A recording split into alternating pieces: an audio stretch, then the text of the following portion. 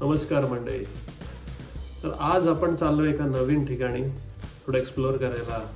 आता वाजलेत रात्रीचे 9, पण आहे एक इंटरेस्टिंग जागा जी फक्त आज आणि उद्याच्या दिवशी ओपन असणार आहे.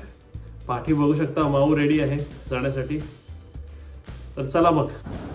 हा रेल्वे प्लॅटफॉर्म सारखा दिसणारा प्लॅटफॉर्म आहे ट्रामसाठी.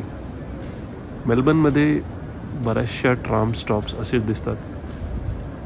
Melbourne has biggest tram network in the world. Public ट्रान्सपोर्टच्या दृष्टीने मेलबर्नमध्ये 4 ऑप्शन्स आहेत: बस, ट्राम, ट्रेन आणि metro.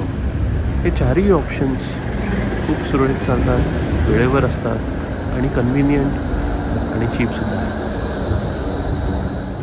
We are going to Docklands today. Docklands is situated at the southern part of Melbourne. It's an extension of the old Melbourne city to accommodate growth of the city. To reach to Docklands, you have to take tram number 86, 30 or 35 from the city centre.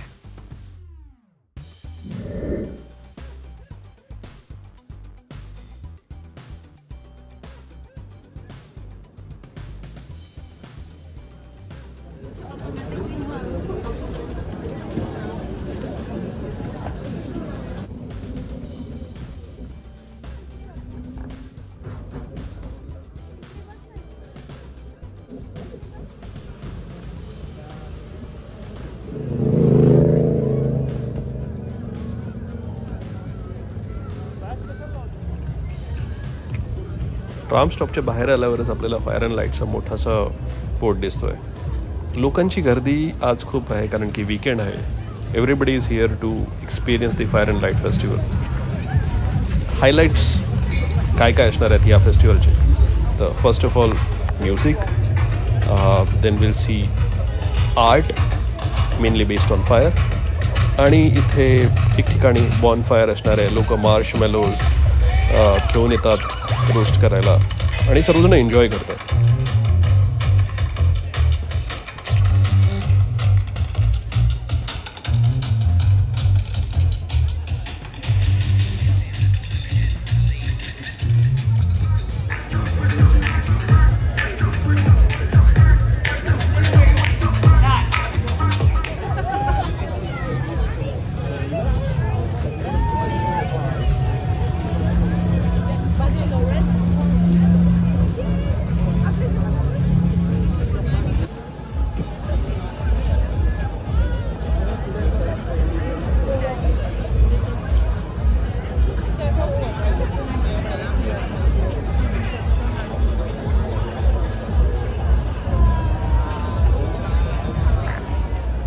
माझ्या पाठी जो दिसतोय तो statue of thinking man.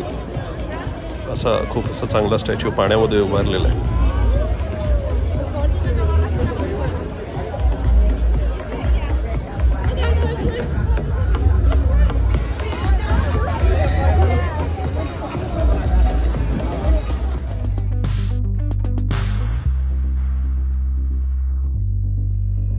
मला personally अशा fire आर्टचे 2 फायदे वाटतात.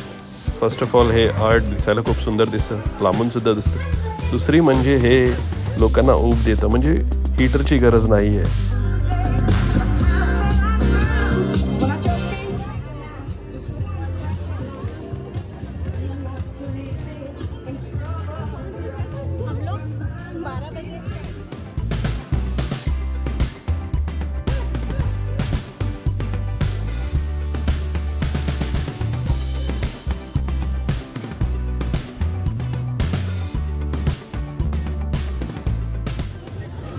Melbourne हे multiculture असल्यामुळे आपल्याला अक्रॉस द वर्ल्ड जेवढं पण क्युझिन आहे ते सर्व काही इथे मिळतं. हे फूड ट्रक्सचे आहेत ज्याच्यामध्ये आपल्याला सर्व ऑप्शन्स अवेलेबल असतात. You name it and you have it.